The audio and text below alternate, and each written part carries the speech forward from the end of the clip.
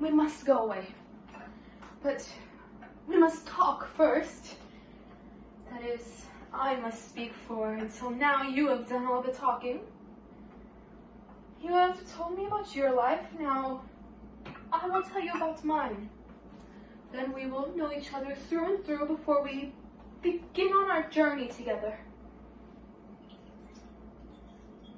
My mother was not of noble birth. She was raised on ideas of equality, woman's freedom and all that.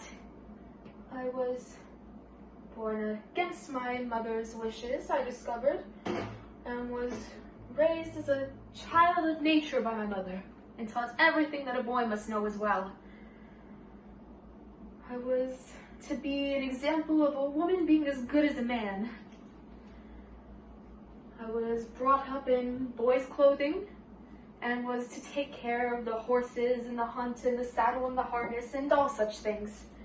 In fact, women all across the states were taught to do men's work, the results being that the property came near being ruined. Thus, we became the laughingstock of the countryside. My father must have awoken from his bewitched state, for he revolted and began to run things according to his ideas. My mother soon became ill. What it was, I don't know, but she often had cramps and acted queerly. Then the big fire, which of course you know about. The horses, the stables, everything was burned, and all evidence pointed to an incendiary. My father was at an utter loss of where to find the money to rebuild with. Then my mother suggested that he borrow from a man who had been her friend in her youth, a brick manufacturer who lived in the neighborhood. My father made the loan, and the house was rebuilt.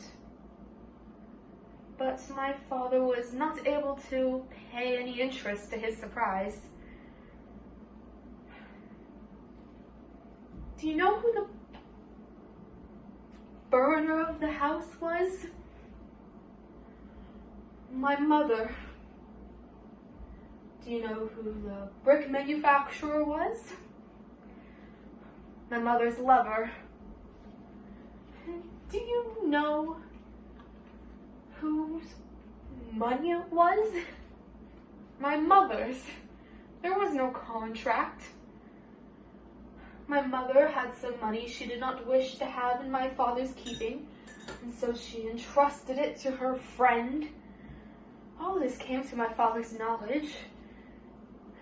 He couldn't proceed against him.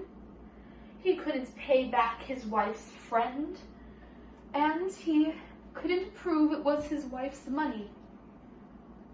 This was my mother's revenge for his taking the reins of the establishment into his own hands.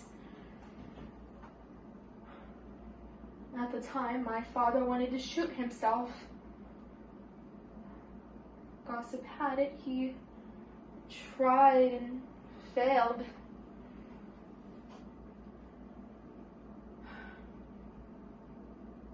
Well, he lived on, and my mother paid for her misdeed. At the time, I sided with my mother. I felt sympathy for my father, but I sided with her, for I did not know all the circumstances.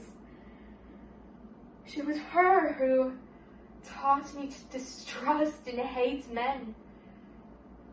And I swore to her that I would never be a man's slave.